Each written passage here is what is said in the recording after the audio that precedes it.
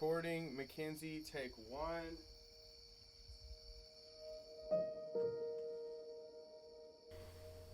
Hi, I'm Mackenzie, and this is my story. So, I grew up in a, nice Christian house. I don't know, we attended church every Sunday, if that means anything. So, I went to a Christian school as well, and they practically shoved the Bible down your throat, which did not make me like religion or religious people. In fact, I wanted nothing to do with them until, the summer before my 7th grade year, when we had gone back to our old church, Alice Drive.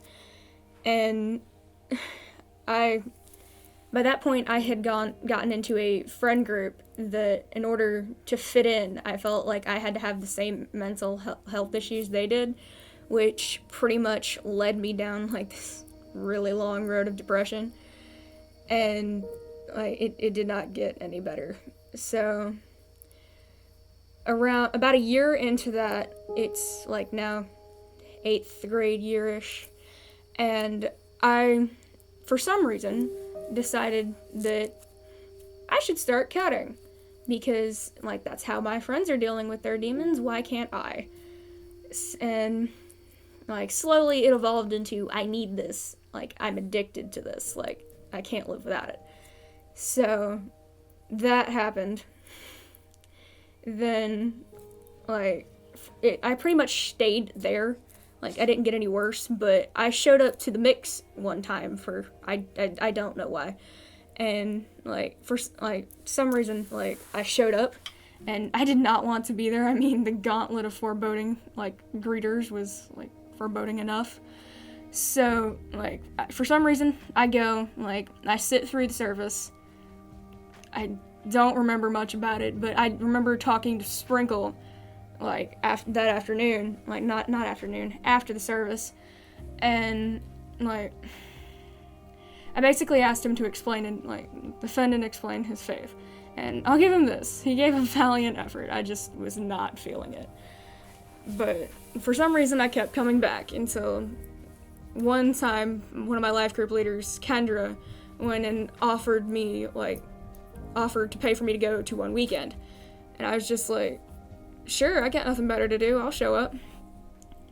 So I go to one weekend, and it's the first message was Greg Barron, amazing speaker. The first message, it's I was listening for the first time. It's for some reason I was listening and it was connecting. And from that, kind of started to make me question my decisions, how I was living my life, what was happening in my life, why, this Jesus thing might be actually a good thing. So, we get back to the house we were staying at, and I asked the college person, I don't know what they're called, but Savannah Ray, and, if we could talk, and I basically proceed to spill everything to her, my life story, my depression, how I was handling it, how I wasn't too sure about this Jesus thing. And she proceeds to kind of explain to me, basically Christianity. I knew it, but I didn't actually know it. I didn't know anything other than what was shoved down my throat as a kid.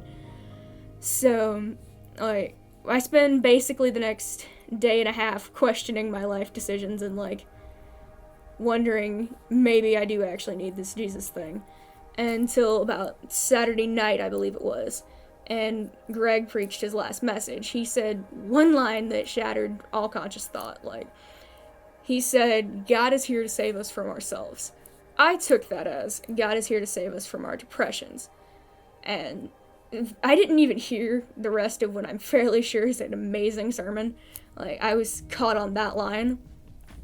And I talked with Savannah and basically was just this is what's happening. I don't really know what's going on here. And I think it was at midnight, so technically it was the next day, that I just looked oh man, I think I just got saved. Because it was just there was none of the baggage, none of the guilt, none of the depression, none of the pressure was there. It was just nothing was there. It was just the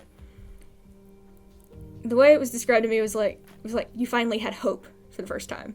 Like, there was faith. Like, you had something there to believe in. Like, I still screw up, and I do go back into, like, old habits that I probably shouldn't, but I screw up. I'm human. Like, but when I do screw up, I try to put my put my focus and my faith back in what it should have been, like, all along. Like, Jesus. I'm Mackenzie DeBose, and this is my story.